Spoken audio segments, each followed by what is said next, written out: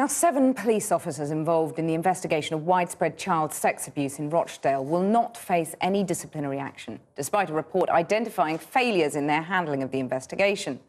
Greater Manchester Police admitted the officers had failed to listen to the claims of young victims who were sexually exploited by older men in Rochdale, and that they were focused on meeting targets on other crimes like burglary.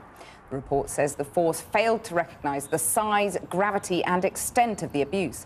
It spent too much time investigating the victims and their credibility rather than the crimes against them. 7 officers were issued with misconduct notices, but only 1 was found to have a case to answer. That officer has retired, so there will be no disciplinary action. Well, earlier I spoke to the Chief Constable of Greater Manchester Police, Sir Peter Fahey. I asked him what he made of one victim calling the report a whitewash.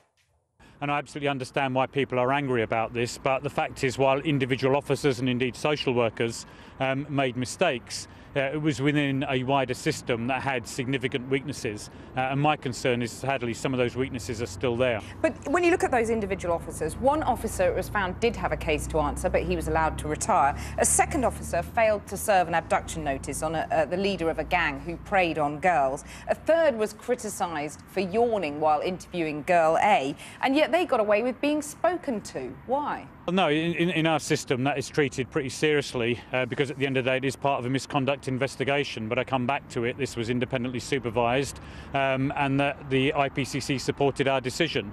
It is really a question about how much you blame individual police officers and social workers when they are working in a system which is manifestly failing. But each of those officers should surely take personal responsibility. I mean, for example, in the case of the officer who's been allowed to retire, is he being allowed to draw a full pension? Absolutely, because that is the system we work within.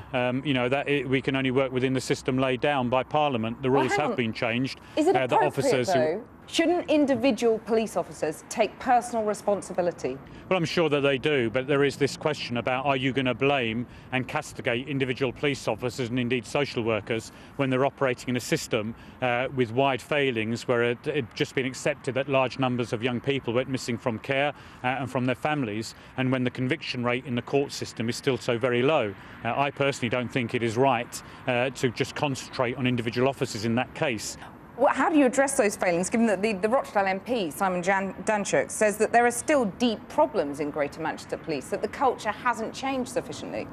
Well, I absolutely refute that. There has been a huge change, aided by the fact that the Home Office no longer is obsessed with national targets around property crime.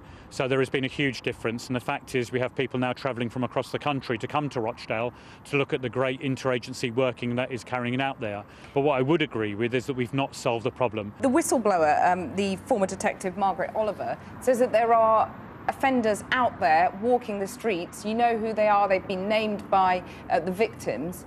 Why are you not going after them? Well, we are going after them. There's been lots of different investigations, but the fact is, in all those sorts of cases, it is very reliant on an individual victim, number one, wanting to make a complaint and be prepared to go into what is going to be a very challenging experience in court, and that we can get them to the situation where we believe the court system and a jury will believe their evidence. The whole issue about sexual offences is you are so very, very dependent on an individual victim, and that when that victim goes to court, they will often be blamed, and somehow their own lifestyle contributed to the fact they ended up in a victim, in a way that, for instance, if you're a victim of burglary, the fact that you left the front door open will not be seen as a reason to excuse the actions of the burglar.